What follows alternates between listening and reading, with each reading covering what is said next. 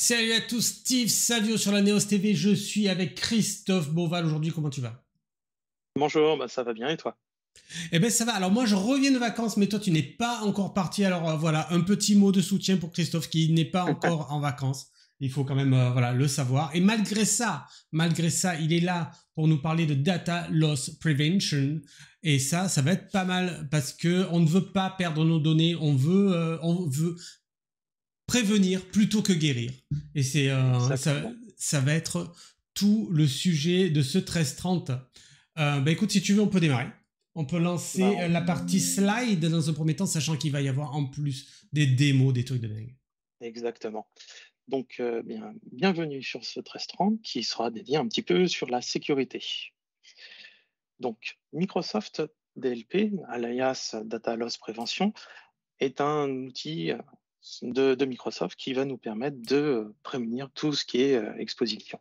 Et pourquoi exposition? Parce que maintenant, on est de plus en plus connectés. On a les ordinateurs de bureau, mais on a aussi les tablettes, les téléphones, sans compter les possibilités de se connecter avec des biens personnels. Quand on est en entreprise souvent équipé de cloud, eh bien, on a la possibilité d'apporter son device, son périphérique. Et là, c'est toute l'histoire de failles d'exposition, des risques de manquement aux règles et compagnie. Hmm. Et donc, Microsoft a dans son écosystème une solution, la solution Microsoft DLP.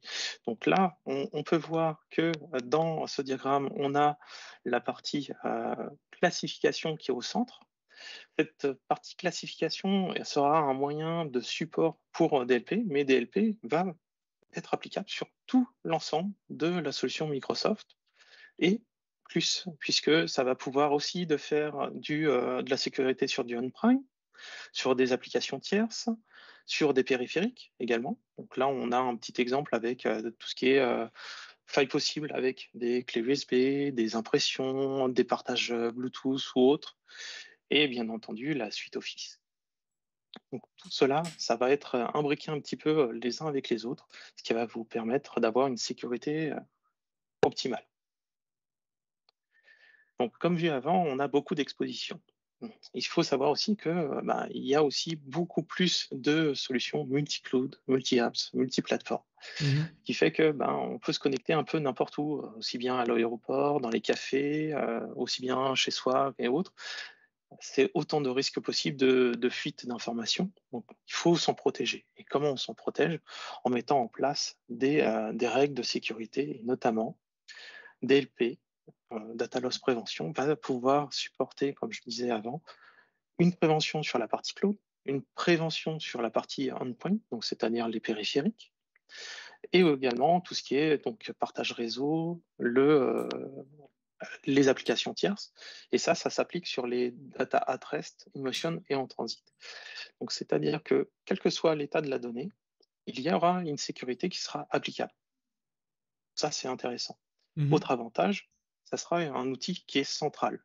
On n'a plus besoin d'avoir un outil qui va uniquement faire le clou, un autre outil qui va uniquement faire les périphériques. Là, on a tout qui fait, c'est une console tout en un. Donc c'est un gain de temps pour l'IT puisque tout est au même endroit, on n'a pas besoin de se déconnecter, se reconnecter, faire un export des logs, essayer de recouvrir un petit peu la transition d'informations, c'est passé par tel chemin et autres. Là, Mhm. tout sera dans la console. Donc là, on va voir, par exemple ici, on voit qu'on a une console. Cette console, si je fais un petit zoom, on va pouvoir voir qu'on a des policies, donc les stratégies DLP. On va voir également la partie qui va être sévérité, c'est-à-dire qu'on pourra classifier le degré de sensibilité de cette règle, de faible à très fort. On aura les dates d'alerte avec différentes informations qu'on va pouvoir voir par la suite. Parmi ces informations, il sera également possible donc de faire dans les stratégies des règles proactives, c'est-à-dire que quand on a un périphérique, par exemple, on ne veut pas que l'utilisateur puisse sortir une information d'un document qui a été protégé avec DLP, eh bien, on va pouvoir définir une règle, comme ici, où on voit que la partie copiée, on va pouvoir la bloquer, Mhm. on va pouvoir bloquer les périphériques amovibles, et ainsi de suite. Donc, il y a beaucoup de règles qui sont possibles, mais il faut faire attention. c'est un peu la finesse de l'outil. C'est si on va faire une stratégie dédiée sur les périphériques, les mêmes accès à ce type de réglage ne sera pas forcément accessible sur d'autres éléments, tels que la messagerie ou le SharePoint ou le Teams. Et ça, on va le voir dans quelques démonstrations qu'on va faire là dans quelques instants. Ok. On va partir sur la partie démonstration. Démo, Et c'est avant parti. de faire la démonstration, faut savoir un petit peu comment est la console. La console, elle est présente ici. Donc là, je suis déjà sur la partie Data Loss Prévention, mais ça fait partie de la partie console Compliance de chez Microsoft, où on va pouvoir retrouver tout ce qui est nos classifiants, donc les informations sensibles, les informations entraînées, les règles de sécurité d'étiquette qu'on avait précédemment vues dans un test trans l'année dernière. Mhm. Et là, ce qui va nous intéresser, c'est le Data Loss Prévention. Donc, la console principale, c'est celle-ci. Donc là, on va déjà voir quelques informations qui sont assez intéressantes, puisqu'on va pouvoir déjà savoir le nombre de documents contenant des informations qui sont classifiées. Quand on descend un petit peu, on va voir le résultat d'activités qui ont déclenché des stratégies de protection. Donc là, ici, par exemple, j'en ai une quinzaine. Et c'est réparti sur des échanges sur messagerie et des échanges sur Microsoft Teams. On peut aller sur View View All Activities, et là on va avoir donc un petit graphique pour dire quand ont lieu, le nombre de policiers qui ont été déclenchés suivant les dates. Quand on descend, on retrouve le fameux tableau que je montrais un petit peu avant, avec donc les règles DLP. On voit que là c'était un message échange, que ça a été dans le corps du message, Mhm. on connaît l'utilisateur et ainsi de suite. Cette console, c'est un premier aperçu. Si on clique dessus, on a un premier niveau d'analyse, mais ce n'est pas encore assez performant. Pour avoir plus de finesse, on a juste à aller sur la partie alerte. Et là, on va avoir un peu plus de finesse. Donc si par exemple, je fais celui-ci. Donc là, on voit que c'est là le nom de ma règle qui a été déclenchée. Je vois la sévérité que je lui avais attribuée. Donc là, j'avais dit du média, par exemple. Mhm. On va voir plus, avec plus de finesse un peu le nom exact de ma policy. Et si on va dans les events, on va avoir donc un lien sur lequel on peut cliquer et on va avoir toutes les informations liées à cette information d'alerte. Et là, on va avoir le détail complet, on va avoir le classifieur qui a été déclenché. Donc par exemple, là, j'avais mis projet tomate. Mhm. On peut remonter à la metadata, mais là, à ce niveau-là, ce n'est pas forcément utile. Mais un administrateur, déjà, va voir beaucoup d'informations. Il va voir qui est l'émetteur, qui est les receveurs, donc les Ouais. échanges possibles. Et si on veut avoir plus de finesse, eh bien, on peut aussi descendre ici et voir les autres règles qui ont été déclenchées par le même utilisateur. Donc, gain de temps. On voit tout de suite qui est un peu le mouton noir de l'entreprise, on va dire. Mhm. Et on peut déjà analyser avec plus de finesse ce qui se passe. Donc là, si on va sur un email, même chose. On va pouvoir avoir le détail. On va voir donc les événements qui ont déclenché. Ouais. On va pouvoir voir le contenu, les échanges. On peut voir la source du message qui est en question. Mhm.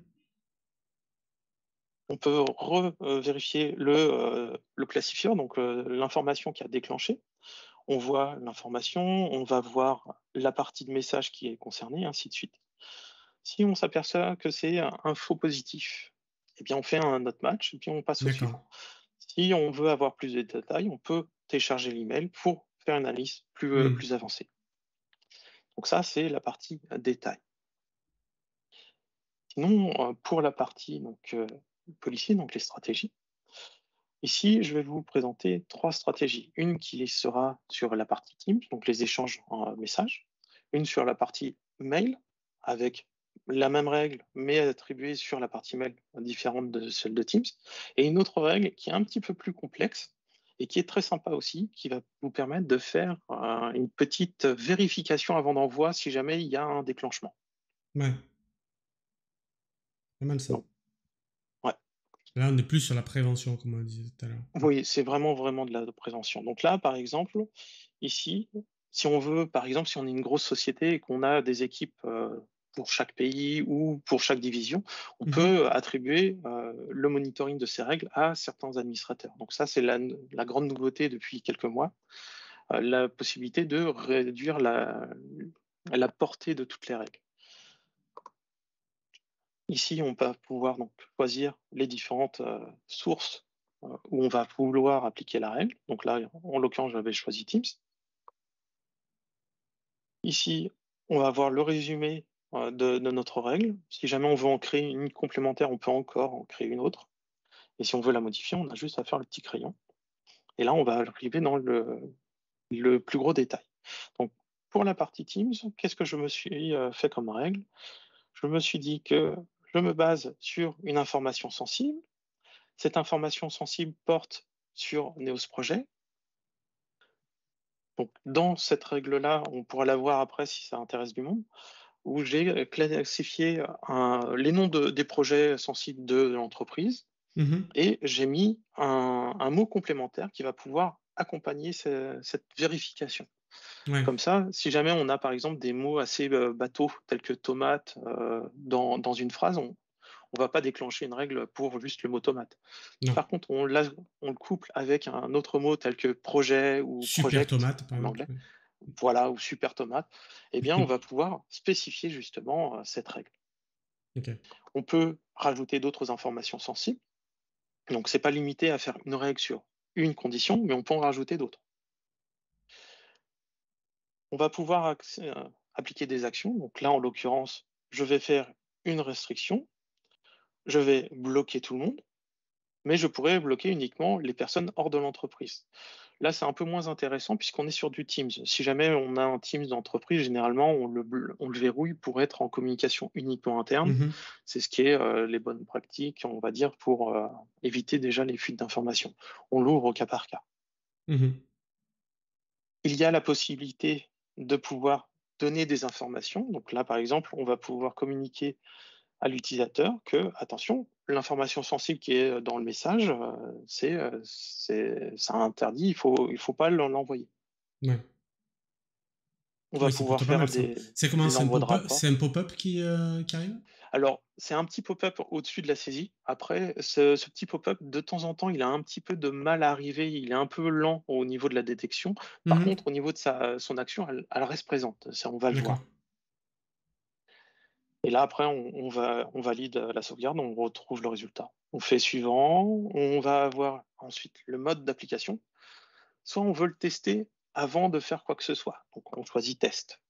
Et dans le test, on peut déjà faire afficher l'information qu'on aura définie dans la règle afin d'éduquer, entre guillemets, l'utilisateur. Comme ça, il saura que, attention, il est sur le point de communiquer des informations qui sont classées sensibles pour l'entreprise. Après, c'est de l'éducation. C'est à l'utilisateur de voir et s'il ne respecte pas, bon, pour le moment, ça ne fait pas de blocage.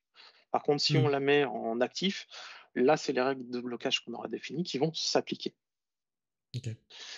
Sinon, si on se dit, voilà, j'ai commencé à paramétrer, mais il me manque encore des validations de la direction ou le RSSI réfléchit encore à quelque chose, eh bien, rien n'empêche de la créer et de la mettre en attente. C'est-à-dire qu'on l'enregistre et elle sera en offline, elle sera en attente d'activation.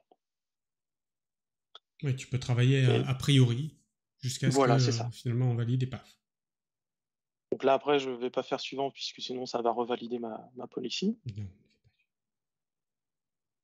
Donc, pour cette partie-là, donc, ce que je vous propose, c'est de faire une petite démonstration. Donc là, on a par exemple un utilisateur. Donc ici, c'est Alex.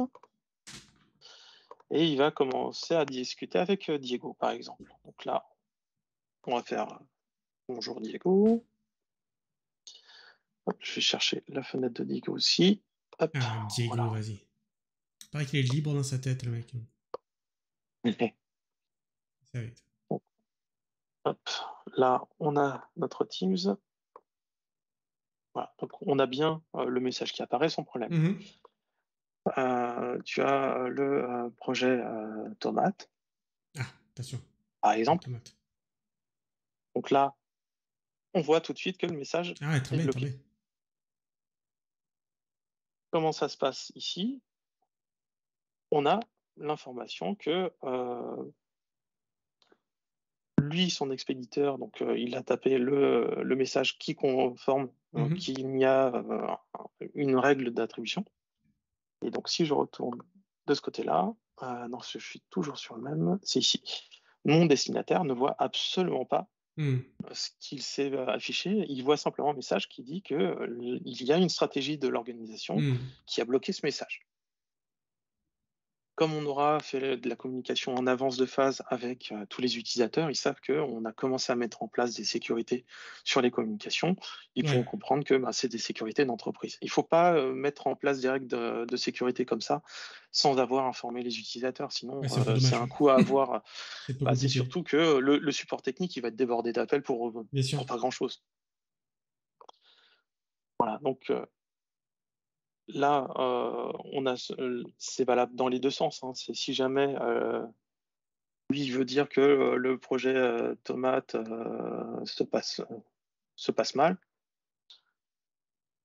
Même chose, le Mhm. message est en suspens, et là, on a la même raison.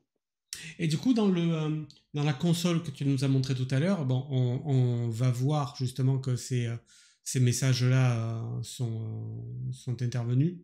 Est-ce que tu as Exactement. la possibilité de les débloquer pour X raison parce que c'était celui-là, tiens, on l'accepte ponctuellement ou pas? Non, non, non. Une fois que la règle est Ok, en place, elle ne déverrouille pas sur les communications Teams. ok. Donc là, 30, oui, c'est aujourd'hui, 10h20. Non, ça, c'est mes tests de ce matin. Donc là, on va seulement voir le détail de l'alerte. Ouais, Il faut savoir que la console se rafraîchit toutes les X minutes. Donc, c'est pas à l'instant T. ouais.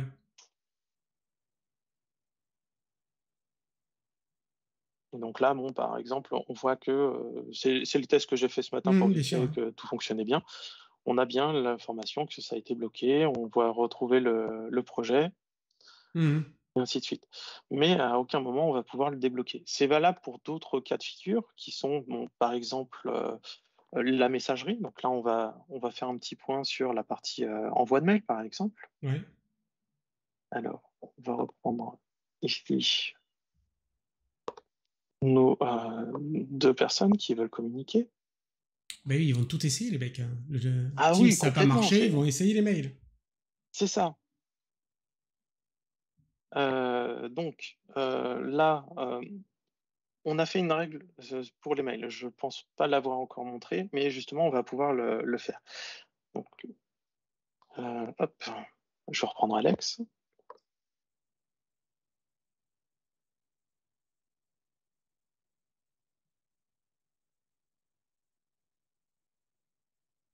Ah, le fameux projet tomate. Voilà, on va regarder le projet Tomate. Là, on voit que alors, si c'est Alex qui envoie Alex, ça va pas le faire. On va plutôt mettre Diego en destinataire. Ok. Là, on peut dire que les échanges sur le projet entre mails, c'est normal au sein de l'entreprise. Donc, quand on Mhm. envoie, on n'est pas bloqué. Quand on va aller regarder la partie mail, donc le inbox, on a bien l'information qui passe. Maintenant, que se passe-t-il si, par exemple, notre cher ami veut l'envoyer à quelqu'un qui ne fait pas partie de l'entreprise? Donc, par exemple, on va dire qu'il va l'envoyer à Toto, à Gmail, Mhm. et là, on a deux avertissements qui apparaissent. Déjà, le, la couleur d'information de son destinataire a changé. Mhm. Et en plus, on retrouve notre infobulle qui nous dit attention, une violation de sécurité est détectée. Merci de retirer les contacts externes pour l'envoi du message. Ok. On va dire que Diego, il est assez bête, il veut quand même l'envoyer. Qu'est-ce qui se passe? Eh bien, on a un message qui nous dit bah non, ça ne marchera pas tant que tu Mhm. auras une personne qui est non autorisée. Ok. La seule solution, c'est de retirer cette personne. Donc, Ça, c'est bien gentil parce que, ben, on peut dire, ben, il faut simplement mettre le nom de domaine qui ne sont pas autorisés. Mais, je vous rappelle que maintenant, la communication mondiale, elle est, chiffrée à plusieurs milliards de mails par jour Mhm. et ça va être compliqué de bloquer tous les domaines. Oui. D'où la, 2e possibilité. Donc on va regarder, la stratégie de la règle, mail que je viens de montrer. Mhm. Comme ça, on va pouvoir voir un peu comment elle est construite et on va voir la nouvelle règle après. Je passe un petit peu, donc là on était sur Exchange. Donc là, on voit bien que l'information sensible de type projet et que, c'est partagé à l'extérieur de mon organisation, Mhm. eh bien, qu'est-ce que je fais? Je fais une notification aux administrateurs et je bloque. Donc D'accord. Ah oui, tu envoies un une peu plus alerte en aux admins. détail, voilà, Mm. c'est ça. Donc là, on a bien, personne extérieure à mon organisation. Qu'est-ce que je fais? Je bloque tout le monde. Je pourrais éventuellement bloquer uniquement les personnes hors de mon organisation. Mm. Ce qui veut dire que, bah, le jour où on fait un mail groupé avec plusieurs, destinataires, Ouais. dont certains qui ne sont pas dans l'organisation, bah, ça freine pas la communication interne. Par contre, on va avoir une petite rupture de communication avec des personnes qui sont hors de l'entreprise. Donc c'est un peu le cas de figure quand on a beaucoup d'homonymes. Par exemple, dans l'entreprise, on pourra avoir un Christophe Beauval et un autre Christophe Beauval. Mais les Mhm. adresses mail se diffèrent. On a quelqu'un de chez Neos et on a quelqu'un de chez Gmail. Ouais. Et ça, cette règle, Mmh. elle a fonctionné parce que tu as lancé ton mail à partir d'un client lourd, j'imagine. Si Alors tu le, non, là si... j'ai testé dans les 2 cas de figure. C'est-à-dire que si je D'accord. reprends, ici je suis en mode webmail. Ah, d'accord, Donc là, d'accord. Et on est même là, vraiment sur le ça... client web. Ça D'accord. fonctionne sur client, lourd et client web. Ah, c'est bien ça. Et si je reprends Alex, alors hop, sur mon autre fenêtre, ce sera plus facile. Ici. Alex, lui, là, alors non, le PC, le même écran. Tac, tac, tac. C'est celui-là. Là, c'est le client de messagerie Outlook, c'est le nouveau format. Mhm. Il faut savoir que si jamais on était sur l'ancien Outlook, la règle serait différente. On n'aurait pas forcément l'infobulle qui apparaîtrait, ou du moins ça peut apparaître, mais pas bloquer l'envoi directement, même s'il est bloqué. C'est pour expliquer plus facilement, c'est je fais mon mail, je vais faire cliquer envoyer, je ne vais pas avoir d'infobulle, je ne vais pas avoir de blocage. Par contre, Mhm.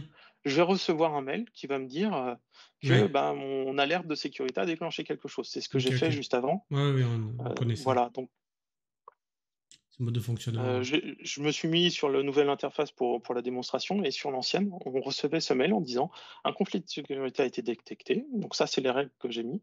Et le message a été bloqué et n'a pas été envoyé Ouais, aux ok. destinataires. Ok, Donc du coup, c'est géré vraiment côté serveur, quel que soit le client. Donc, même exactement, si tu envoies depuis ton téléphone, c'est la même.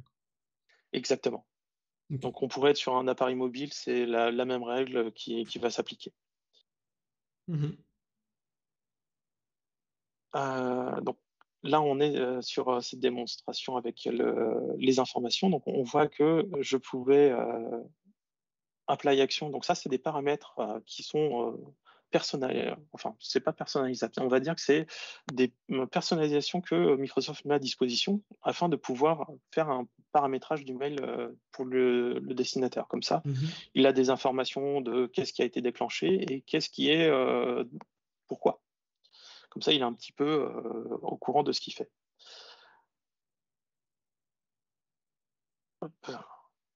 Et maintenant, la nouvelle règle qu'on va tester dans un instant, ça va être celle-ci. Là, on a vu des projets, mais si jamais on a une entreprise qui fait beaucoup de références de pièces ou des choses comme ça, Mhm. et qu'ils ne veulent pas, par exemple, avoir son tableau de référence avec son listing de prix qui soit affiché à tout le monde, Ouais. eh bien, ça va être plus facile de pouvoir faire un filtrage sur les correspondants. Ouais. Alors, j'ai un petit souci avec la console. Qu'est-ce qu'il me fait?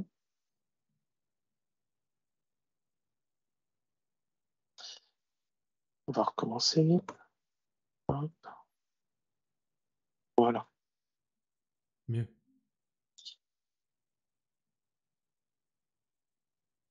On est Ok. toujours sur les mails. Et donc là, on va partir sur le principe du n'est pas. D'accord. C'est-à-dire que on fait la règle inverse. C'est-à-dire que au lieu de lister tous les domaines à bloquer, ce qui serait fastidieux et impossible, puisque maintenant les domaines sont créables à la volée, Mhm. là, on va simplement partir du principe qu'on va autoriser certains domaines. Donc là, Ok. on part sur des références, par exemple. J'aurais pu faire la même chose sur la partie projet.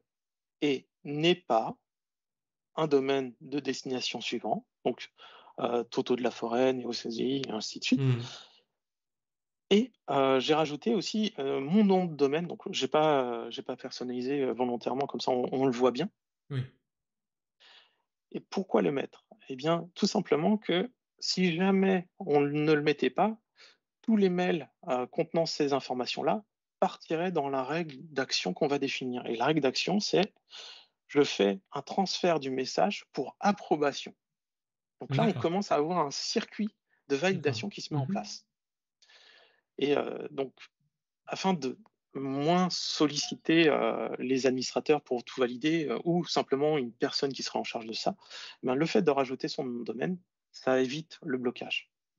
Donc là, on va faire un petit test pareil avec nos chers amis.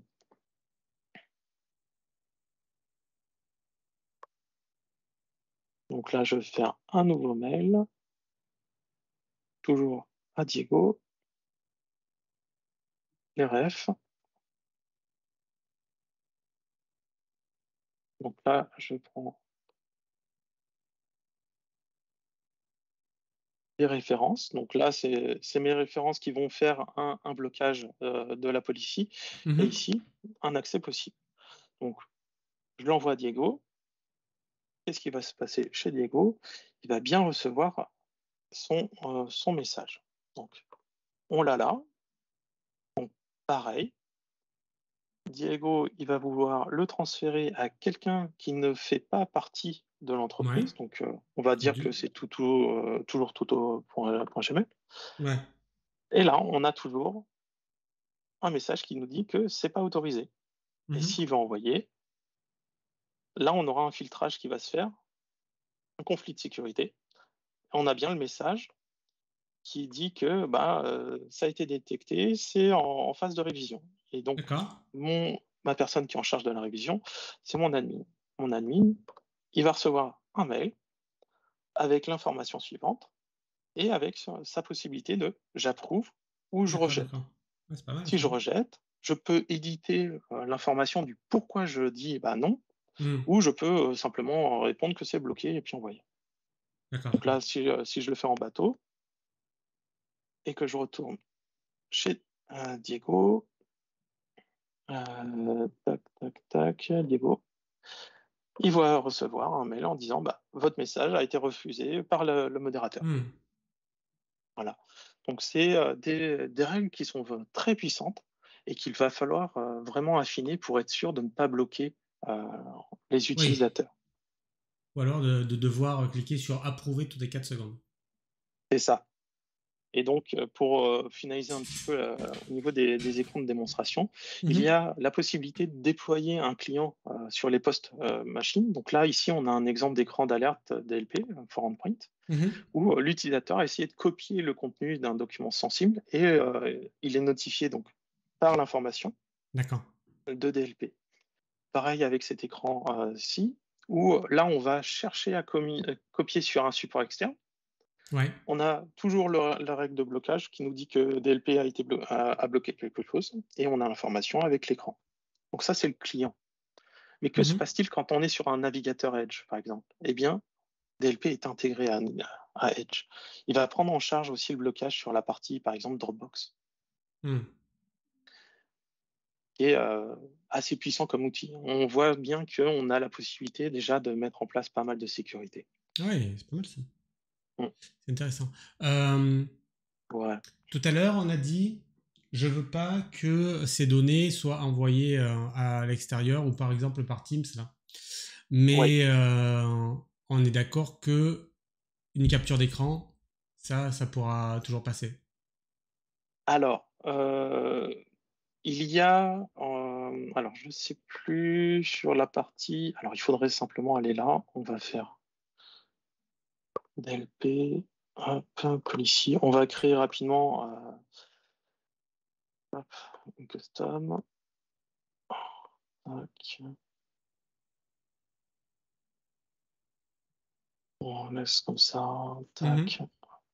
On va en choisir une pour les devices, donc les périphériques. Il me semble que la partie imprime écran ou imprime quelque chose est gérée.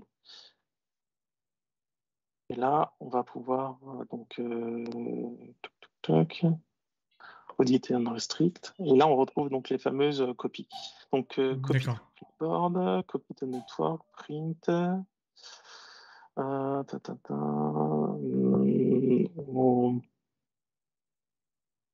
Il me semblait que l'imprime écran pouvait être bloqué. C'est peut-être ça doit être copy to clipboard du coup. Oui, parce que quand tu fais une copie d'écran, ça vient dans le clipboard. Oui, tout à fait. Mais il y a aussi la possibilité de le coupler avec PureView qui, lui, prend en charge justement cette impression d'écran et le blocage automatique.